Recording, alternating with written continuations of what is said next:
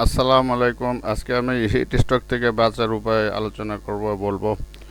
Heat stroke কী এবং কীভাবে হয়, কীভাবে বাঁচার উপায়। জীবিকার জন্য তীব্র তাপদেহ কাজে বেরোতে হয় মানুষকে, ফলে ঘরে শেষ করেও থাকা যাচ্ছে না। কাঠফাটা রোদে জনজীবন যখন হাঁসফাঁস করছে, এর মধ্যে হঠাৎ চোখে অন্ধকার দেখতে পাচ্ছেন, মাথা ঘুরতে থাকছে, ঝিমঝিম করছে, পেটে শুরু হচ্ছে মোচড়। এগুলোই লক্ষণ।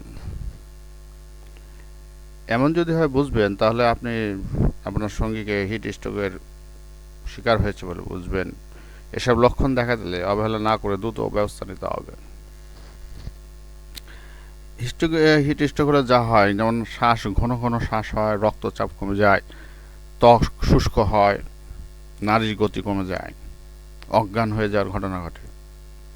অনেকের শরীরে খিঁচুনি হয়, প্রলাপ বকে কেউ কেউ, মস্তিষ্ক কাজ করে না, ডায়রিয়া হয়। এমনই হলে বাড়িতে কিছু না করে দ্রুত হাসপাতালে নিতে হবে। প্রথমে আক্রান্ত ব্যক্তিকে ঠান্ডা করতে হবে, চটজলদি ছায়া নিতে হবে, শরীরে পর্যাপ্ত পরিমাণ বাতাস দিতে হবে, খোলামেলা জায়গায় রাখতে হবে এবং টাইট কিছু পরে থাকলে সেগুলো ঢিলে করতে হবে। প্রয়োজনে পাখা কিংবা কিছু আপনি দিয়ে বাতাস করতে পারেন। সম্ভব হলে শরীরে গায়ে পানি দিবেন, মাথায় পানি দিবেন, শরীর ঠান্ডা করবেন, দ্রুত হাসপাতালে নিতে হবে।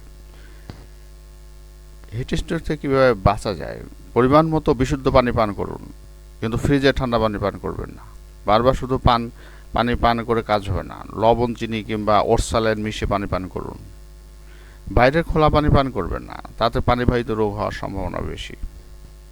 হিট স্ট্রোক হলে ডায়রিয়া হওয়ার আশঙ্কা থাকে, তাই কোনোভাবে শরীরে পানি শূন্যতা হতে দেওয়া যাবে না। কমল পানীয় কিংবা সফট ড্রিঙ্ক পান করবেন না, এগুলো হাইপারটনিক, অতএব এসব পানির ঘনত্ব বেশি। সফট ড্রিঙ্কস পান করলে শরীর থেকে পানি বেরিয়ে গিয়ে পানি শূন্যতা দেখা যায়। সারাদিন বাড়ির বাইরে কাজ করতে হয় তাদের সতর্ক থাকতে হবে সবচেয়ে বেশি। রোদ যখন খুব চড়া, যাতায়াত দুপুর 12টা থেকে 3টা পর্যন্ত বাড়ির বাইরে না যাওয়াই ভালো। প্রয়োজনে সকাল ও বিকাল থেকে সন্ধ্যা কিংবা একটু গভীর রাত পর্যন্ত কাজ করুন। দরকারি কাজে বাইরে যেতে হলে সাথে ছাতা কিংবা টুপি নিতে হবে। রোদ থেকে বাঁচতে হবে, সম্ভব হলে সানগ্লাস, হাত পাখা ও ব্যাটারি চালিত ফ্যান সাথে রাখতে হবে।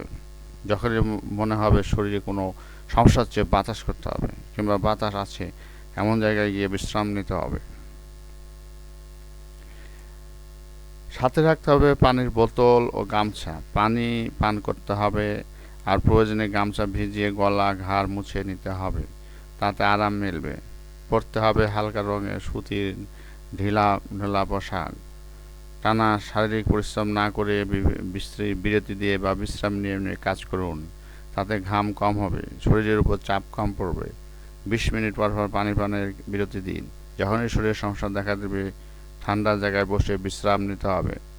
গরমে চা কফি বেশি পান করবেন না, ডাবের পানি পান করতে পারেন। রঙিন শরবত, আখ বা লেবুর রস, রাস্তার ধারে ভিন্ন জড়িবুটি দেওয়া শরবত পান করবেন না, তাতে পানিবাহিত রোগ হওয়ার সম্ভাবনা বেশি। ফলমূল খেতে পারেন, কাটা ফল নয়। কাটা ফলে ফুড পয়জনিং আশঙ্কা থাকে। বেশি চর্বি জাতীয় তেল খাবার, এগুলো মশলা খাবেন না। ধন্যবাদ সবাইকে। দয়া করে চ্যানেলটি সাবস্ক্রাইব করবেন। আরও এই ধরনের গুরুত্বপূর্ণ হেলথ টিপস পেতে অবশ্যই সাবস্ক্রাইব করবেন। ধন্যবাদ সবাইকে। আল্লাহ হাফিজ। আসসালামু আলাইকুম রহমতুল্লাহ বারাকাতুহু।